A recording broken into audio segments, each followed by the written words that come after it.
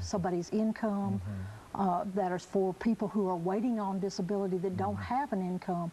I mean, this country, I mean, this city, this state actually takes... This country, yes ma'am, this country. We are the slowest, we're number 50th on the fact that it takes at least 18 months for when somebody has a heart attack or a stroke or something that physically happens to them before they could get disability. And why does somebody have to become homeless, lose everything they had, worked for, in order to be able to get what they worked for? And that's how it happens a lot of the time in this country. This also is about a third of the homeless in Nashville have mental health issues, and there's not any help for them. There's not any housing, not enough housing. There's a little bit, but there's not enough outreach workers to go out there and say, okay, this person is having a problem, needs medication, needs supervision, needs help. Instead, they're using the jail system and the Department of Correction as shelter, and that's not right. It's really not right. And unfortunately, their own reports reflect that. They had 91 people arrested 5,000 times. And it's obvious that they have mental health issues. And so it would have taken less money to have supported those people with wraparound services than it is to have paid for us to lock them up that 5,000 times.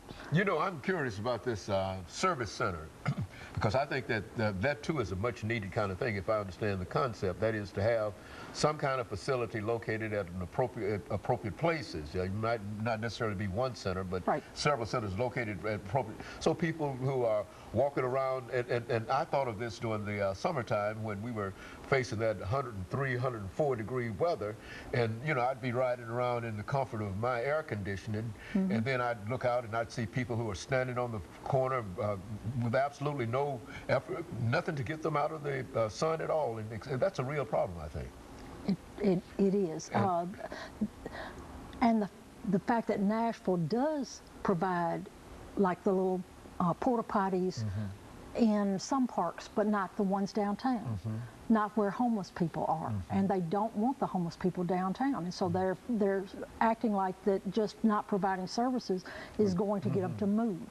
And you know, we as a community should be providing a quality of life and safety and living for all of our citizens. That means the ones that are homeless as well as those that are moving to the downtown area. Whoever decided that it was okay for them to just demolish the park downtown, that without a public hearing or without any kind of Would they eliminate one of the parks downtown that they tore it down because homeless people were resting there in the daytime. Well, where does a person without a home, without shelter, in a real sense, where does that person rest at? I mean, you walk from one place to another, but there has to be some time during the day that you just get tired.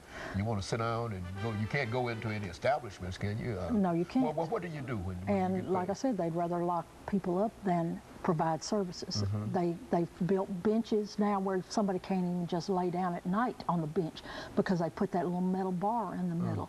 The little plant stands that are downtown, there's no places just for somebody to sit if they're needing to rest. They've got little spikes on them. This town is not friendly to people who are in need, and especially for those with mental health issues and are needing services. They're just acting like they should just go away, and it's not. It is our responsibility to provide for people who cannot provide for themselves. Well, this, in a real sense, Ms. Buckner, over the last minute and a half we have here, let me have you respond to this.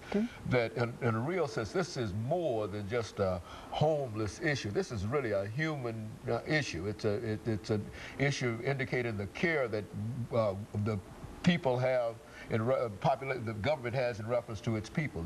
Would that be a fair assessment? That's true, and even though I want to say something about the mission. The mission has become an address and not a place for temporary shelter, and it shouldn't be. You know, they're not doing their job if they're not moving people off the streets, and it's not happening. The mission and both the men and the women's mission is full at night, and it shouldn't be. It shouldn't be. Not if we are doing what you're supposed to do. Right. Okay, and Mr. Buckner, let me thank you over the last half minute that we have here. Not only you, but Mr. Daniel Brown and Miss Clemmy Greenlee for coming by and giving us that excellent information in reference to this homeless situation. But as we said, that we think it's greater than just being homeless. It has to do with the attitude that the government and the community takes toward other unfortunate and disadvantaged individuals. Right, and of course, let me encourage our audience to tune in again next week for another informative edition of Comments. Thank you and good morning.